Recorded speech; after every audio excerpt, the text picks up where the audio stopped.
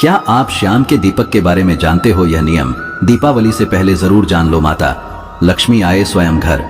शाम की पूजा का सही समय क्या होता है? शाम को दीपक कब जलाना चाहिए और दीपक जलाते समय किस नियम का पालन करना चाहिए?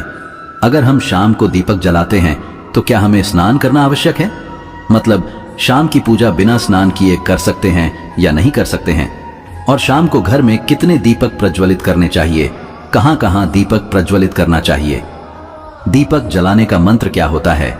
घर की परेशानियों को दूर करने के लिए और किसी विशेष मनोकामना को पूर्ण करने के लिए दीपक किस प्रकार से प्रज्वलित करना चाहिए? इसलिए आज हम पूरी तरह से संध्या वंदन पर प्रवचन करने वाले हैं। शाम के समय जो आप संध्या वंदन करते हैं, पूजा आराधना करते हैं, दीप प्रज्वलित करते हैं, वह किस प्रकार से आपको करना है, किस नियम का पालन करना है? मतलब आज का प्रवचन पूरी तरह से आपके प्रश्नों पर आधारित है, जिनका उत्तर मैं आपको शास्त्रों के अनुसार देने का पूरा प्रयास करूंगा। तो प्रवचन ध्यान से सुनिए। तो सबसे पहले बात करते हैं कि दीपक प्रज्वलित करने से पहले, मतलब शाम को पूजा करने से पहले क्या स्नान करना आवश्यक है। देखिए, शास्त्रों के अनुसार पूजा में शुद्धता आवश्यक होती है। तो जब हम सुबह पूजा करते हैं तब तो स्नान करना अत्यंत आवश्यक होता है। सुबह बिना स्नान की पूजा नहीं करनी चाहिए, लेकिन शाम की पूजा आप हाथ पांव मुंह धोकर भी कर सकते हैं। जरूरी नहीं है आप स्नान करें। अब देखिए, आप चाहे तो वस्त्र भी बदल सकते हैं या फिर आप सिर्फ हाथ मुंह धोकर कुल्ला करके भी पूजा कर सकते हैं। जैसे कि आपको शाम के समय पूजा करनी है तो दिन में भी आप शुद्धता का ध्यान रखें। जैसे कि आप जब भी टॉयलेट जाते हैं, बाथरूम जाते हैं, तब उस समय शुद्धिकरण जरूर कीजिए, कुल्ला जरूर करना चाहिए। हर बार जब आप बाथरूम जाते हैं तो अगर आप दिन भर शुद्धिकरण का ध्यान रखते हैं तो शाम के समय बिना स्नान किए भी सिर्फ हाथ पांव धोकर पूजा कर सकते हैं और चाहे तो स्नान भी कर सकते हैं। जैसे कि गर्मियों के दिन हैं तो शाम के समय भी आप स्नान करके पूजा कर सकते हैं। तो बहुत सारी चीजें आप स्वयं भी अपने विवेक से निर्धारित कर सकते हैं। आपका अगला प्रश्न है कि शाम की पूजा में दीपक किस समय जलाना चाहिए। तो देखिए, शाम को जब पूजा का समय होता है वह प्रदोष काल का समय होता है। मतलब जिस समय सूर्य अस्त हो रहा होता है उस समय हमारे घर में दीपक प्रज्वलित हो जाना चाहिए। अब जैसे कि आप लोगों के प्रश्न आते हैं कि कितने बजे दीपक जलाना चाहिए शाम को, तो देखिए, शाम को सूर्यास्त का समय हर मौसम में अलग अलग होता है। जैसे कि सर्दियां चल रही होती हैं तो 5:30 बजे तक भी सूर्यास्त हो जाता है। जैसे गर्मियों का मौसम है तो 6:30 से लेकर 7 बजे तक ऐसे ही सूर्यास्त का समय होता है। कई बार 7:30 का टाइम हो जाता है। गर्मियों में तो प्रत्येक मौसम में सूर्यास्त का समय अलग अलग होता है। इसलिए एक सही समय बताना कि इसी समय आप दीप प्रज्वलित करें तो यह बहुत मुश्किल होगा और यह ठीक भी नहीं होगा। एक ही समय पर हर बार हम दीप प्रज्वलित नहीं कर पाएंगे। इसलिए संध्या काल का ध्यान रखिए। जब संध्या काल का समय होता है, मतलब जब सूर्य अस्त हो रहा होता है, उस समय आप अपने घर में दीपक प्रज्वलित कर दीजिए। और अब बात करते हैं कि कितने दीपक आपको अपने घर में प्रज्वलित करने चाहिए। शास्त्रों के अनुसार संध्या काल में प्रतिदिन अपने घर के मुख्य द्वार पर एक दीपक जरूर जलाना चाहिए।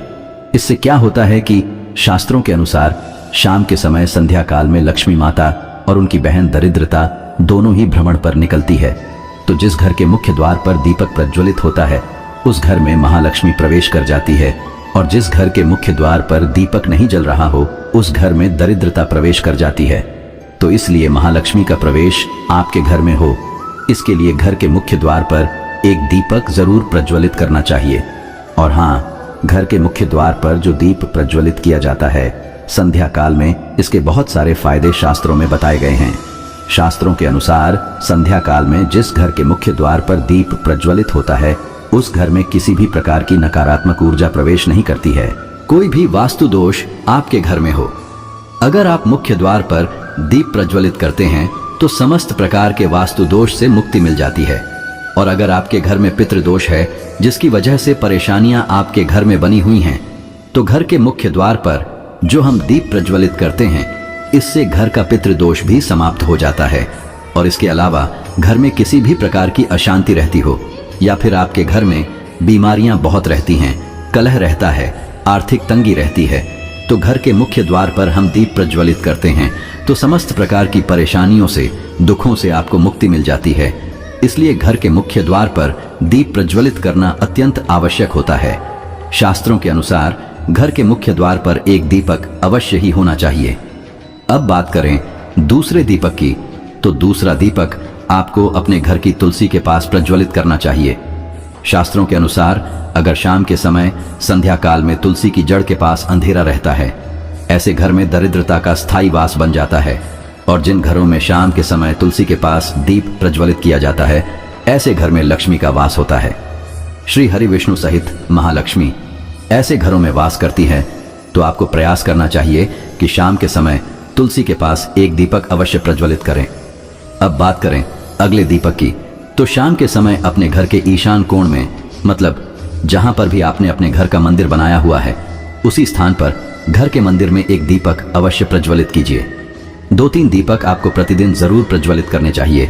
और अगर आप तीनों दीपक प्रतिदिन प्रज्वलित करते हैं तो विश्वास रखिए आपके घर की बहुत सारी परेशानियां स्वयं ही समाप्त हो जाती हैं।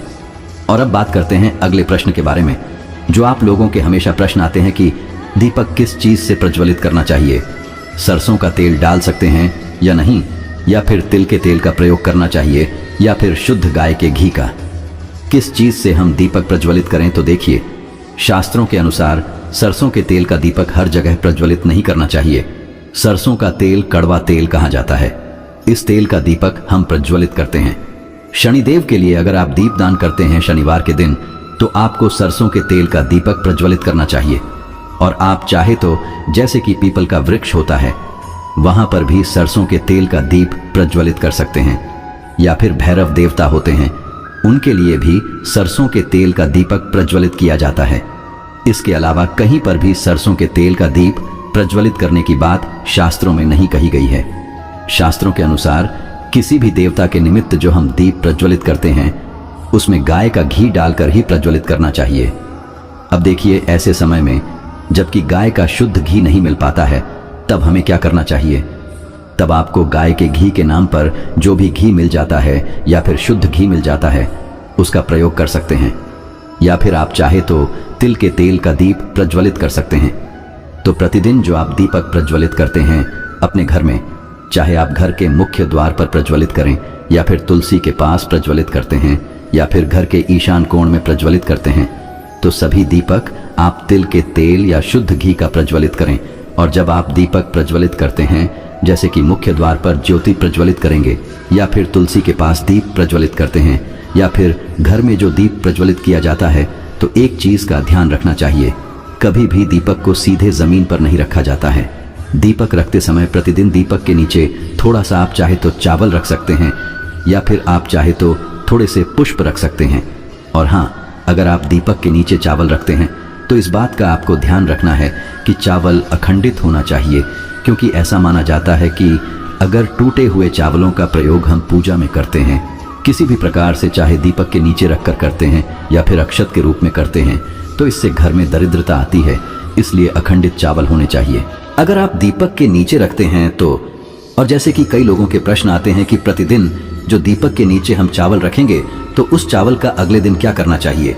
तो अगले दिन उठाकर आप पक्षियों को डाल दीजिए, पक्षी उसे खा जाते हैं। और घर में जो आप ईशान कोण में दीप प्रज्वलित करते हैं, मतलब घर के मंदिर में जो दीपक प्रज्वलित किया जाता है, उस दीपक को आप किसी पात्र में भी रख सकते हैं। जैसे कि एक छोटी सी प्लेट ले लीजिए, उसी प्लेट में दीपक रख दीजिए और उस दीपक को हम प्रज्वलित करते हैं। मतलब घर के मंदिर में जो दीपक प्रज्वलित करेंगे वह आप किसी पात्र में भी रख सकते हैं, लेकिन सीधे जमीन पर आपको कोई भी दीपक नहीं रखना। इस बात का ध्यान रखिए। और आपका अगला प्रश्न है कि शाम की पूजा करते समय किस मंत्र का जाप करना चाहिए। दीप प्रज्वलित करते समय दीप जलाने का मंत्र क्या होता है। तो देखिए, दीप जलाने का मंत्र मैं आपको बता देता हूँ।